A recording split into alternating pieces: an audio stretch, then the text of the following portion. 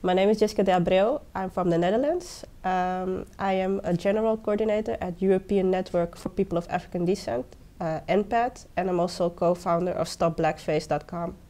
Yes, my name is Maureen Tambwe, and I'm also a member of the European Network of People of African Descent, and I'm advocacy coordinator within the network. And apart from that, I'm also a community organizer in Belgium. So what brought me to Berlin is to speak about Black Lives Matter, but also how it's localized in Europe. We have seen regression.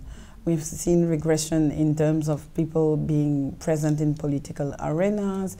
That has decreased. We went from 16 to 18 to only 4 members, only 1 senator we have now. So it's going up and down.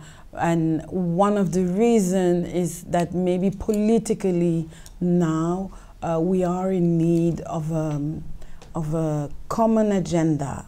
Common agendas, I would say, agendas that fit to the diverse dimension of issue that we have, and maybe some of our political leaders, Black political leaders, need now to really take a stand for their people.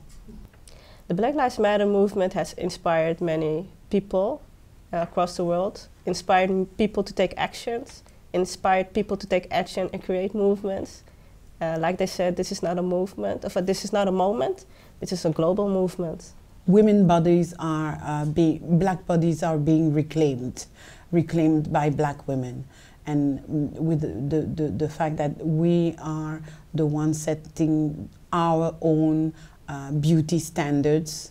And I think this is also a shift, a clicking moment in Belgium that we can see also linked to the Black Lives Matter.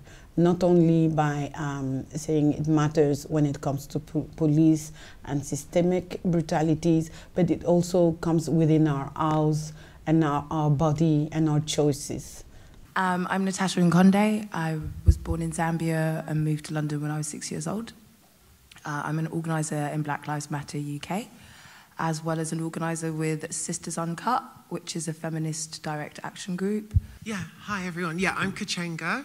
I'm representing Black Lives Matter UK and Bent Bars. I'm an organiser with the Movement for Black Lives, which is a network and a container for many of the Black-focused and Black-centered organizations that are doing work across the United States, including the Black Lives Matter Network, BYP 100, and a number of organizations in Ferguson, Baltimore, all around the country.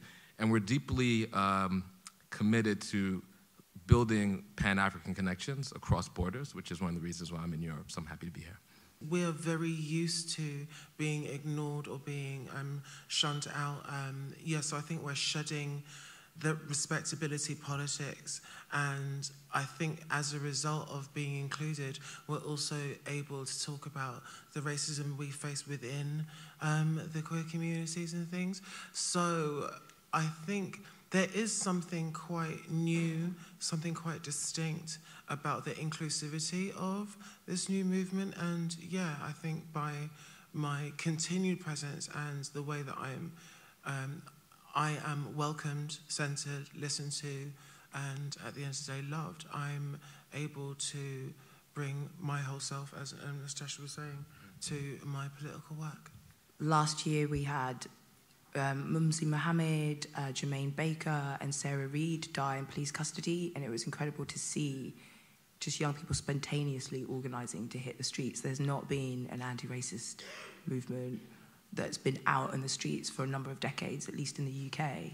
I think you're absolutely right to talk about seeing, not just allowing the African-American context to be the lens through which we understand our own experiences. This is a global struggle, of course, but there are differences in the ways that like violence is being inflicted upon Black bodies. I mean, in the UK, the problem we have is people getting tasered, less so gun crime, but yeah. And the problem of detention centres and the torture and violence that's happening specifically to Black women of African descent in these detention centres. You know, we're talking about all of the 3,000 deaths, over 3,000 deaths in the Mediterranean last year. These are some of the issues that we are ensuring are spoken about that are true to our own context. But one of our important statements is that the struggle is global and so must be the solution. And so I think it's really, really important that we're here, that we're having and creating this dialogue, people in the Netherlands, people in France, people in Germany, and just creating those links. Because, yeah, for liberation to come, it is going to require all of us to be in on this, dialoguing together. White supremacy in the United States seems very visible, whereas white supremacy in Europe continues to not be as visible. And so it's interesting. This isn't true in the US, but I think it's something that's interesting in Europe, where you know,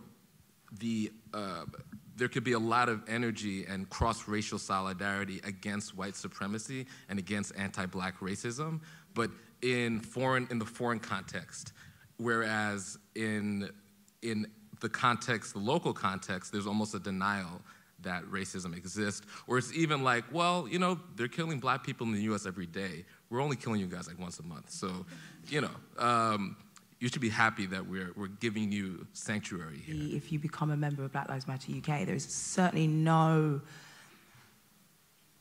expectation that you're going to be involved in direct action groups and that you're going to put your body in that place. Like, because we fully understand that some people are undocumented, some people are queer, trans, disabled, and so cannot put themselves in those situations, in those dangerous situations.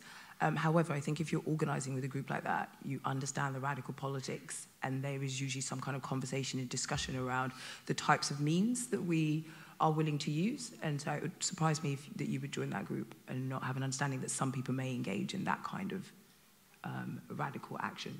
I don't think that this is violence, or that. I don't think that's violence either, right? That's not violence. Right?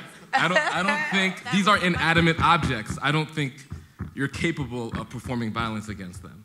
I do think you're capable of performing violence against human bodies.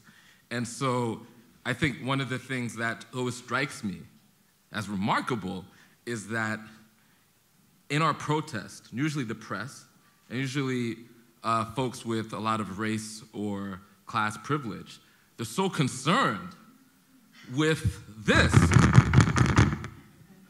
And they're horrified by this, when what we're talking about is the actual violence that ends the lives of people with families, with homes, with stories. It's remarkable that we are somehow equating these things when they're completely different. The reason why I joined the movement is simply and short because of this reason. I want Black people to feel welcome and safe no matter where they go.